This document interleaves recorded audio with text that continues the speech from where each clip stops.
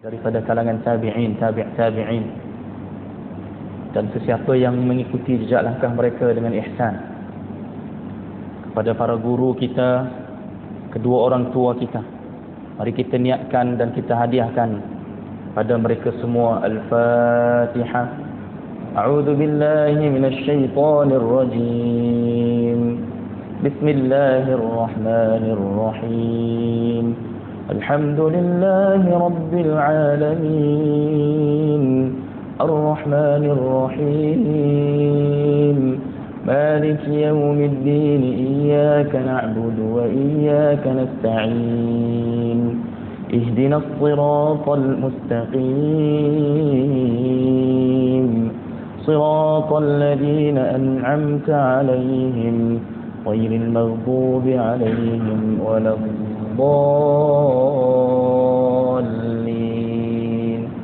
Amin. Assalamualaikum warahmatullahi ta'ala wabarakatuh. Alhamdulillahi rabbil alamin. Allahumma salli ala sayyidina Muhammadin hatta la yabqa min as-salawati shay'. Allahumma barik ala sayyidina Muhammadin hatta la yabqa min al-barakati shay'.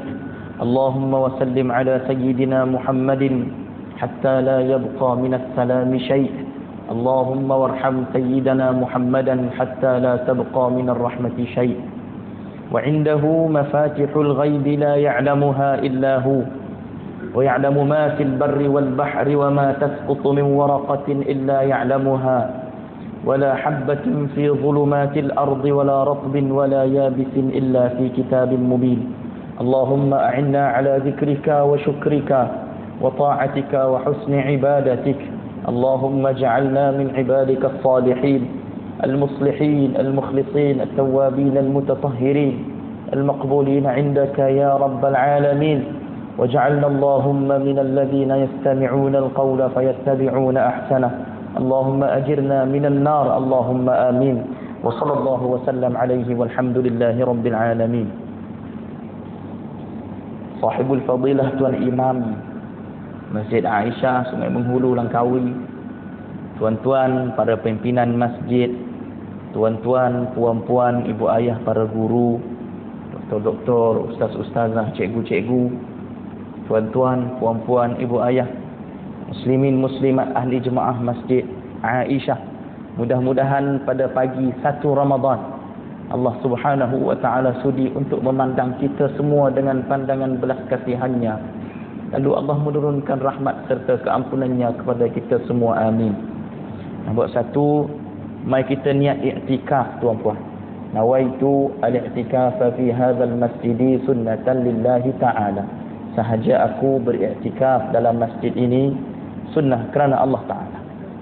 Keduanya tuan-puan, sebelum saya mulakan apa yang kita nak kongsikan pada pagi ini, suka juga untuk saya memperkenalkan sedikit sebanyak tentang diri saya.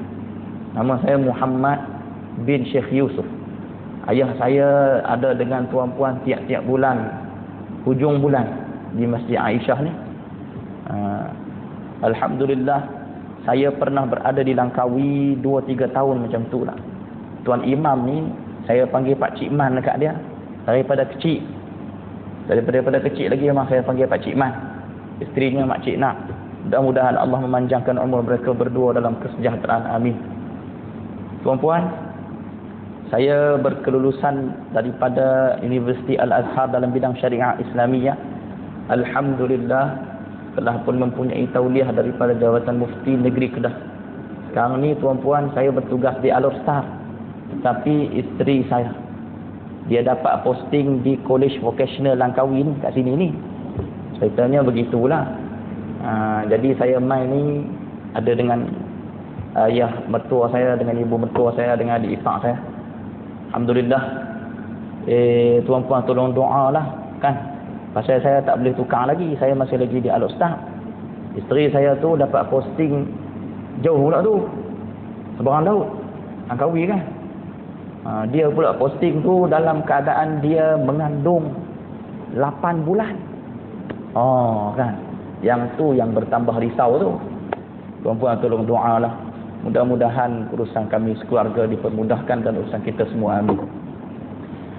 Baik ibu ayah sekalian, bulan Ramadan adalah satu-satunya bulan yang disebutkan oleh Allah dalam Al-Quran dengan jelasnya. Dan kita kena ambil faham satu kaedah, bahawasanya apabila satu-satu perkara itu disebutkan oleh Allah dalam Al-Quran, maka perkara itu mempunyai kedudukannya yang tersendiri di sisi Allah Subhanahu wa taala. Bulan ada 12, Allah tak sebut yang lain, Allah sebut tentang Ramadan. Bukannya satu kali, bahkan lebih daripada sekali. Dan bulan Ramadan itu dalam Al-Quran sinonim dengan beberapa perkara. Yang pertama, puasa. Yang kedua, Lailatul Qadar. Yang ketiga, Al-Quran. Dan banyak lagi perkara-perkara yang disebutkan oleh Nabi SAW dalam hadis-hadis baginda tentang Ramadan. Keistimewaan Ramadan, pahala-pahala digandakan, pintu syurga dibukakan seluas-luasnya, pintu neraka ditutupkan serapat-rapatnya. Wasuffidatis syayatin, setan-setan hak besar-besar, pangkat-pangkat mereka tinggi, mereka akan dibelenggu, diikat. Tinggal hak kecil-kecil saja tuan-puan pada bulan Ramadan ini. Ibu ayah sekalian, kewajipan puasa dalam bulan Ramadan ada dalam surah Al-Baqarah. Ya ayyuhallazina amanu, wahai orang beriman, kutiba alaikumus siyamu, diwajibkan kepada kalian ibadat puasa, kama kutiba alal ladzina min qablikum, seperti yang diwajibkan pada orang yang sebelum kalian. Umat dulu wajib dah, la'allakum tattaqun. Kewajipan berpuasa itu tujuannya satu, bertakwa pada Allah Subhanahu wa taala. Baik, pelan-pelan. Pertama, ya ayyuhallazina amanu, wahai orang beriman. Kenapa Allah seru wahai orang beriman? Tuan-puan, makna daripada seruan Allah wahai orang beriman ni ada beberapa. Yang pertama, kenapa Allah seru wahai orang beriman? Jawapannya adalah, ini adalah oleh kerana ibadat secara fizikal. Puasa, solat, ibadat-ibadat ini hanya akan dilakukan oleh orang yang beriman dan imannya kuat. Kalau orang tu dia hanya Islam, hanya Islam pada nama, dia iman dia tak kuat, dia tak akan buat ibadat puasa ni tuan-tuan. Satu. Nombor dua, Allah Subhanahu wa taala seru wahai orang beriman dalam ayat puasa ni. Ini menandakan ayat ini turunnya selepas Nabi SAW berhijrah. Lepas Nabi hijrah tuan-puan, Allah akan seru dalam Al-Quran wahai orang beriman. Sebelum Nabi berhijrah, Allah akan seru dalam Al-Quran wahai manusia, ya ayyuhan nas. Kalau ayat tu ya ayyuhallazina amanu, wahai orang beriman, maksudnya ayat tu selepas Nabi hijrah. Dan ayat tentang kewajipan puasa ini tuan-puan turunnya pada tahun yang kedua hijrah. Maksudnya 2 tahun selepas Nabi hijrah ke kota Madinah, barulah wajib untuk kita semua berpuasa. Muslimin muslimat dirahmati Allah Subhanahu wa taala. Baik, puasa pula, puasa yang kita ni umat Nabi Muhammad sallallahu alaihi wasallam ni beza tak macam orang-orang dulu. Al-Imam Abul Fida Ismail Ibn Katsir rahimahullah, dia sebut tentang puasa orang dulu. Dia sebut tentang puasa nabi-nabi yang terdahulu. Dia kata bahawasanya dalam kitabnya tu Nabi Adam alaihi salam telah pun berpuasa. Nabi Adam puasa, Nabi Adam puasa. Bila Nabi Adam puasa? Nabi Adam berpuasa 3 hari setiap bulan. 13, 14, 15. Kita panggil hari putih tuan-puan. Hari putih itu Nabi Adam puasa. Tapi tuan-puan tahu tak, kenapa dia sebutkan sebagai 13, 14, 15 tu hari putih? Hari lain tak nama hari putih, hari lain nama dia hari hitam. Kenapa 13, 14, 15 tu hari putih? Sebab 13, 14, 15 malamnya bulan tu terang, sehingga malam tu nampaknya terang. Macam hitamnya malam, gelapnya malam tu jadi terang dan putih. Itulah sebabnya dinamakan hari itu hari putih. 13, 14, 15. Nabi Adam berpuasa pada hari putih 13, 14, 15. Satu pendapat. Pendapat yang kedua, ada ulama mengatakan bahawa Nabi Adam alaihi salam berpuasa pada tanggal 10 Muharram. Tuan-puan, 10 Muharram ni Dalam sejarah kita umat Islam ni 10 Muharram ni ada beberapa peristiwa yang besar. Di antaranya pada 10 Muharram Nabi Adam alaihi salam bertemu dengan isterinya Siti Hawa. Sebab bertemu dengan isterinya Siti Hawa itulah Nabi Adam bersyukur dan Nabi Adam berpuasa pada hari tersebut. Nabi Adam diturunkan daripada syurga mai ke dunia ni. Asal duduk di syurga tu dengan isteri elok, bila mai ke dunia Allah pisahkan Nabi Adam duduk tang lain, Siti Hawa duduk tang lain. Jadi bila dipertemukan oleh Allah pada tanggal 10 Muharram, Nabi Adam bersyukur pada tanggal tersebut, maka Nabi Adam alaihi salam berpuasa. Pendapat kedua. Pendapat yang ketiga tuan-puan, Nabi Adam alaihi salam berpuasa sehari semalam pada hari di mana baginda Nabi Adam diturunkan oleh Allah daripada syurga mari ke dunia ni, Nabi Adam puasa.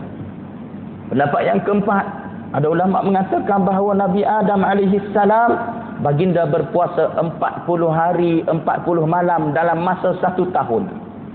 Seterusnya pendapat kelima, ada ulama mengatakan bahawa Nabi Adam alaihi salam berpuasa pada setiap hari Jumaat. Nabi Adam puasa hari Jumaat, Nabi Adam puasa. Pasal apa?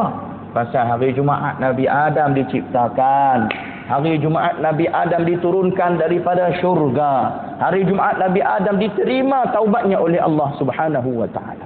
Maka atas dasar syukurnya baginda Nabi Adam alaihi salam kepada Allah, maka Nabi Adam berpuasa. Satu, Nabi Adam. Kedua, Nabi Nuh alaihi salam. Tuan-puan, Nabi Nuh alaihi salam juga puasa. Bila Nabi Nuh puasa? Pendapat pertama mengatakan bahawa Nabi Nuh puasa hari putih 13, 14, 15. Pendapat kedua mengatakan bahawa Nabi Nuh berpuasa pada tak kala Nabi Nuh duduk ada di atas kapal Nabi Nuh alaihi salam. Tengah duduk terapung-rapung atas banjir yang besar. Bukan hanya Nabi Nuh puasa, bahkan umat Nabi Nuh yang berada atas kapal juga diseru dan diperintahkan oleh Nabi Nuh untuk berpuasa dan teruskan bertaubat istighfar pada Allah Subhanahu wa taala. Tuan-puan sekalian, kisah pasal Nabi Nuh ni ada dalam Al-Quran, dalam Taurat, dalam Injil, dalam kitab-kitab manuskrip agama samawi yang lama. Ada pasal Nabi Nuh. Hari ini ada kelompok masyarakat Islam.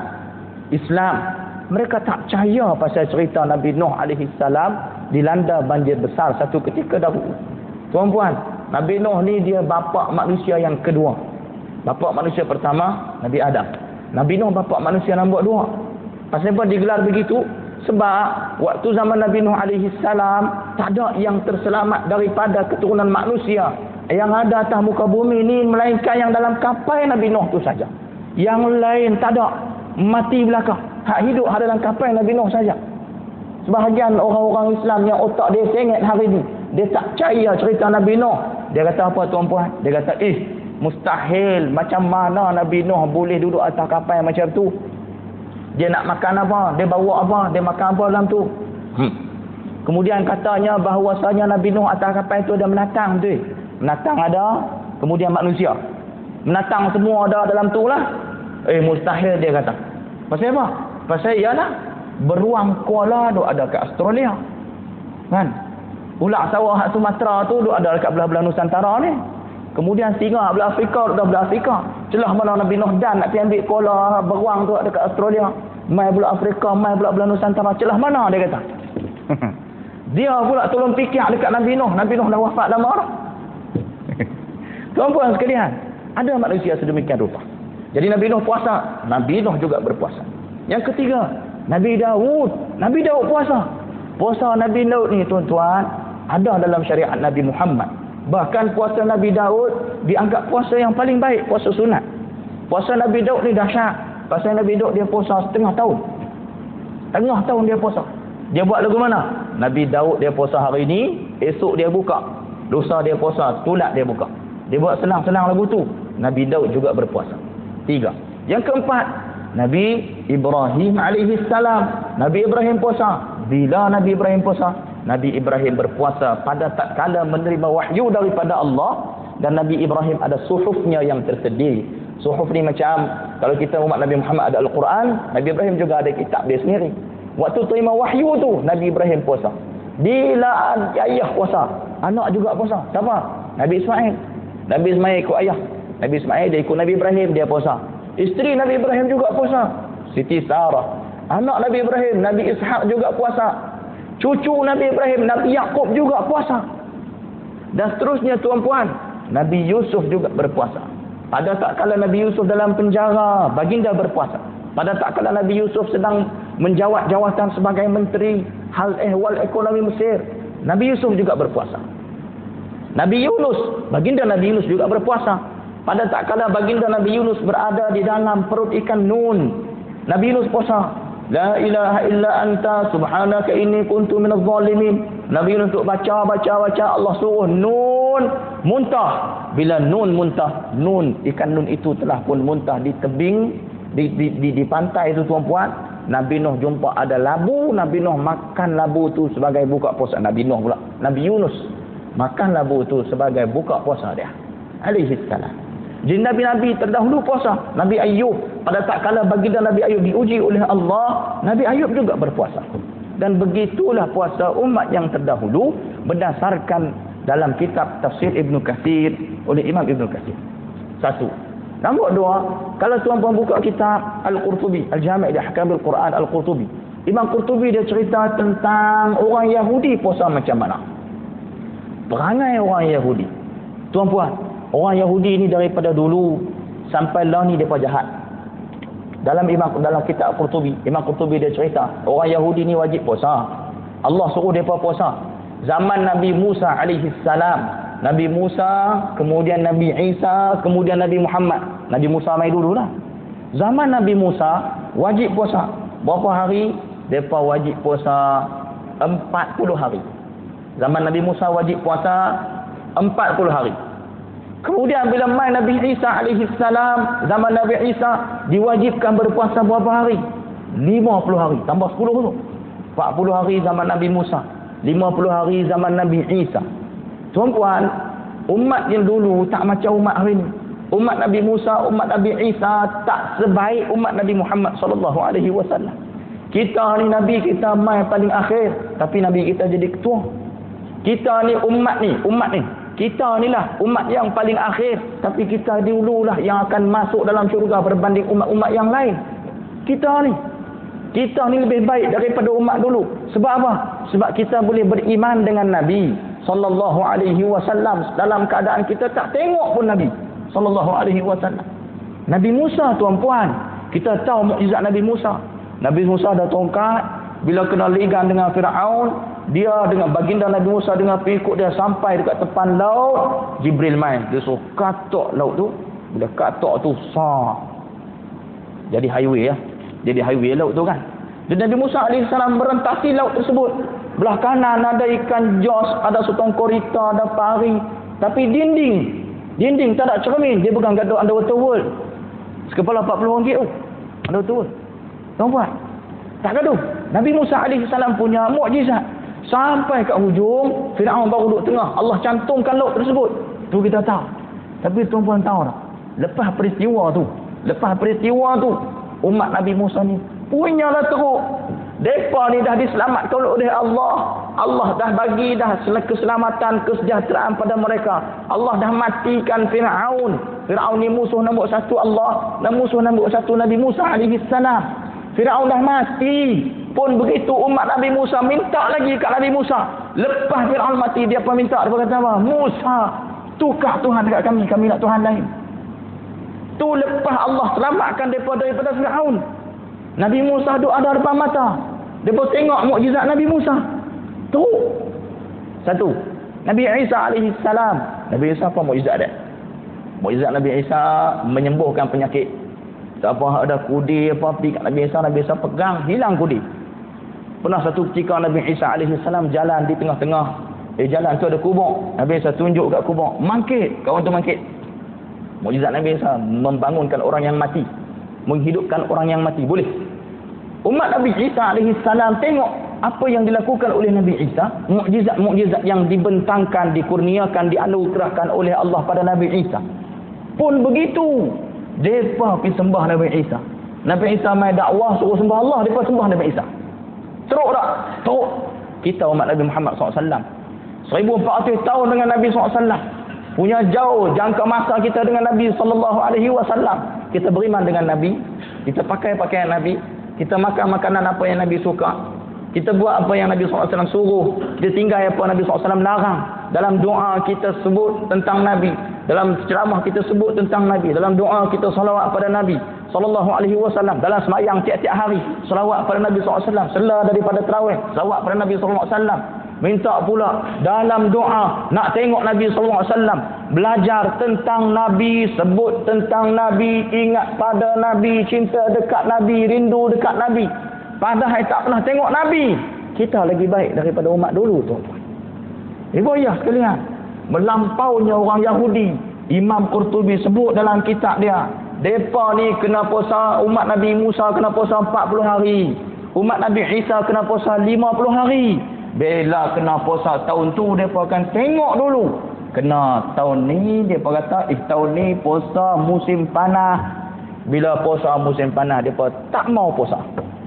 Yahudi, Nasrani, depa umat-umat dulu beragama ikut kepala mereka sendiri.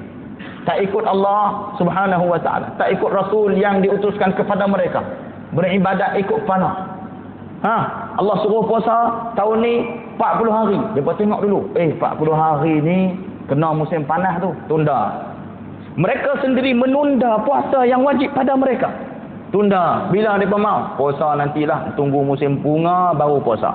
Nantilah, tunggu musim sejuk baru puasa. Tunggu musim bunga baru puasa. Tunggu musim sejuk baru puasa. Pasal apa? Tahun ni kena kat musim panas, tak mau puasa. Kita tuan-puan, umat Nabi SAW kena ambil pengajaran dan kena faham bahawasanya kita puasa Ramadan bukan tiap-tiap tahun kena musim panas. Kita ni puasa atau bulan-bulan Islam, kita bulan Ramadan itu akan mengikut peredaran bulan. Maksudnya apa? Tahun ni boleh jadi musim panas. 10 tahun lagi, 5 tahun lagi boleh jadi kita puasa musim sejuk. Kemudian boleh jadi musim bunga, kemudian boleh jadi musim luruh. Tuan-tuan mungkin tak pernah rasa pasal kita sini dua ya. Tak hujan panas, tak panas hujan. Dua sajalah. Kalau di negara 4 iklim, ada 4 musim, tuan-puan, kita boleh rasa beza berpuasa tu. Pada tiap-tiap musim tu. Saya belajar di Al-Azhar di Mesir, di Kahirah, tuan-puan. Saya ada guru, ustaz saya pun, dia pun belajar di Kahirah. Banyaklah orang alumni Mesir kan. Dia ceritalah kat kami dalam kelas. Dia kata, zaman ana dulu, dia lah cerita kan, zaman ana dulu puasa cukup syok, dia kata. Pasal apa? Pasal ana dulu, dia cerita, ana dulu puasa musim sejuk. Musim sejuk ni tuan-puan seronok puasa. Musim sejuk ni seronok puasa. Dia bukan gaduh. Musim sejuk ni kalau di Mesir lah, saya cerita di Mesir ni, pengalaman di Mesir. Musim sejuk ni bukan gaduh buka aircon, tak banyak. Macam kita duduk kat Cameron Highland tu lah. Masuk dapur sejuk, tak payah aircon. Masuk bilik iyak sejuk, duduk ruang tamu sejuk, dalam masjid sejuk, semua sejuk. Kan? Kalau bilik iyak hak tak ada heater tu, dia agak menyeksakan sikit lah. Main pak dia nak berak basuh kencing tu kebas sikit lah. Tapi kalau sejuk. Seronok puasa musim sejuk. Seronok. Pasal apa? Subuh lewat. Subuh 6.30 kot tuan-puan, kalau tak salah saya. Dia kurang macam Malaysia lah kan, subuh kan.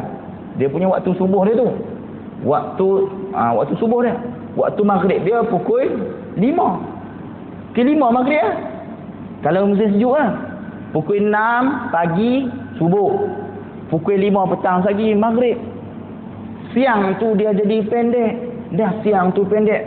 Sejuk, nyaman. Tak ada nak rasa letih lah puasa. Malam pula, kalau musim sejuk dia, malam dia panjang. Pukul 5 petang dah maghrib. Nak tunggu subuh pukul 6 pagi esok pula. Bila panjang waktu malam, tarawih pun boleh relax. Sekali duduk tadarus, morenya lagi. Lepas tu nak sembang kawan pun boleh. Balik sekali boleh tidur dulu. Makik pula boleh tahajud. Boleh relax-relax tuan-puan. Kalau musim sejuk. Kalau puasa musim bunga pun lebih kurang. Musim bunga ni, kalau kami di Mesir ni, kami paling seronok musim bunga lah. Pasal apa? Pasal musim bunga, dia punya udara dia macam Malaysia. Dia tak panas sangat, dia tak sejuk sangat. Kalau musim bunga lah kan. Tapi musim panas, musim panas. Musim panas tak syok. Musim panas tak syok. Ustaz saya ada mengaji di Mesir, dia kena puasa musim sejuk. Saya mengaji di Mesir, saya puasa musim panas tuan-puan. Saya puasa musim panas. Jadi saya boleh cerita dekat tuan-puan pengalaman puasa musim panas. Saya sebagai rakyat marhin B40 daripada Malaysia sampai ke Mesir, balik ke Malaysia masih lagi marhin. Kami duduk di Mesir dalam kalangan rakyat-rakyat B40, rakyat marhin jugalah. Saya duduk kawasan orang panggil kawasan setinggan. Tapi struktur rumah di Mesir, walaupun rumah tu rumah orang miskin, dia rumah tu tinggi-tinggi. Sebab apa tuan-puan? Sebab populasi dia banyak. Di Kairo saja dia punya, Kairo ni dia punya Kuala Lumpur, ibu negara. Kairo tu saja population dia sama dengan populasi Malaysia. Punya ramai. Kairo tu saja. Dan Mesir ni negara dia besar. Dia hanya menggunakan 5% daripada tanah dia saja untuk penempatan duduk.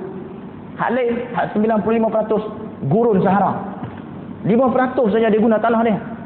Dan penduduk-penduduk di Mesir hanya duduk di sekitar sungai Nil. Daripada atas Alexandria tu turun ke bawah. Di sekitar sungai itu saja kita boleh jumpa kampung ataupun tempat-tempat untuk nak duduk. Tuan-puan, rumah kami rumah setinggan. Tapi rumah tu tinggi. Kami duduk rumah sewa tingkat 7. Kami duduk rumah sewa tingkat 7. Tangga. Lift tak ada. Tiap hari tingkat 7 tangga. Nak beli ayam, nak pergi kelas, nak pergi buat apa, turun naik.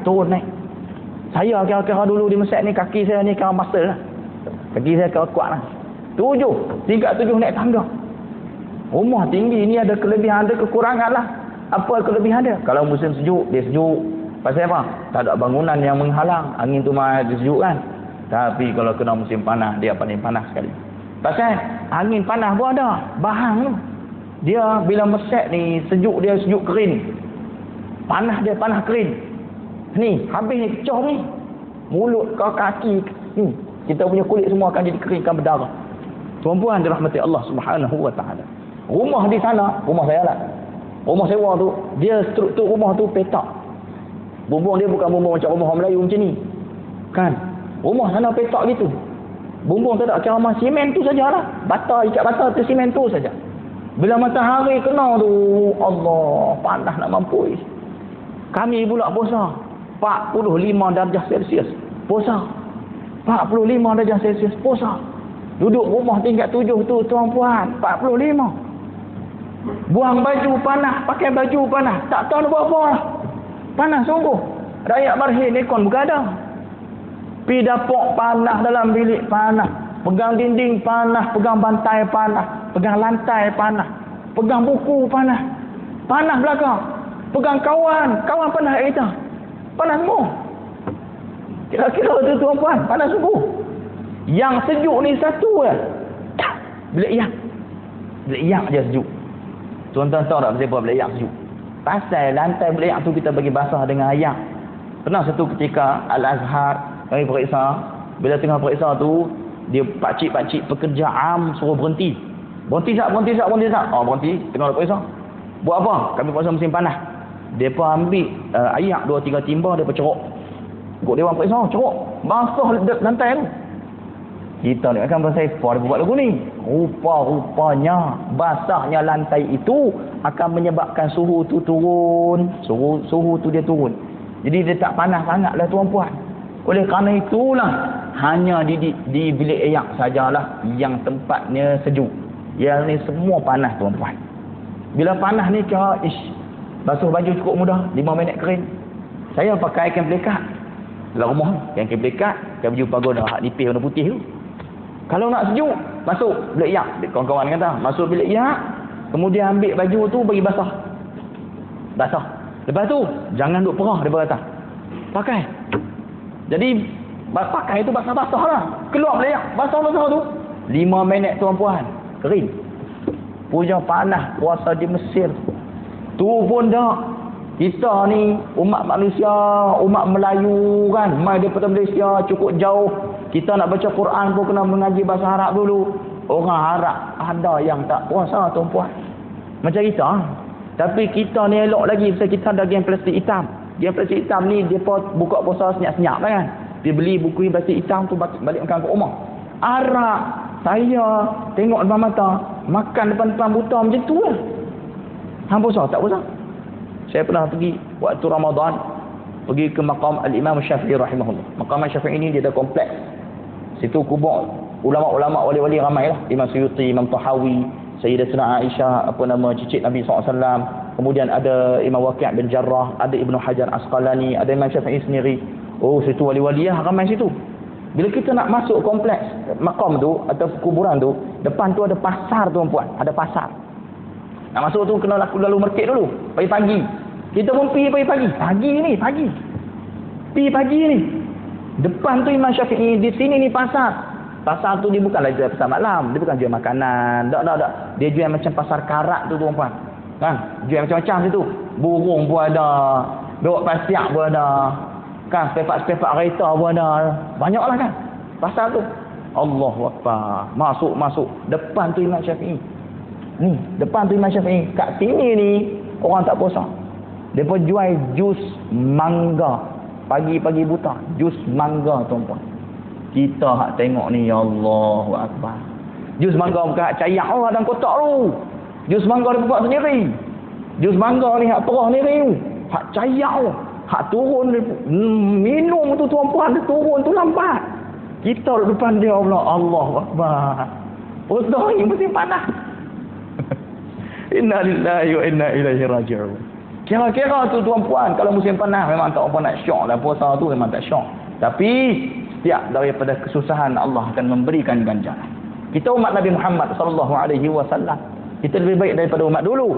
Pasal kita tak tangguh-tangguh. Ramadan tahun ni kena puasa bulan musim bunga ke, musim luruh ke, musim sejuk ke, musim panas ke, kita akan tetap berpuasa. Dan sesiapa yang berpuasa dalam keadaan dia mengharapkan keampunan, keredaan, ganjaran daripada Allah Subhanahu wa ta'ala, maka dia akan mendapat apa yang dia inginkan di sisi Allah Subhanahu wa ta'ala. Baiklah, tuan-puan dirahmati oleh Allah Subhanahu wa ta'ala. Orang Yahudi puasa 10 Muharram. Nabi bila tahu kata orang Yahudi puasa 10 Muharram, Nabi suruh kita puasa. Itu tandanya apa? Tandanya orang Yahudi dulu juga berpuasa. Tapi mereka yang dulu tu, mereka tak puasa macam kita.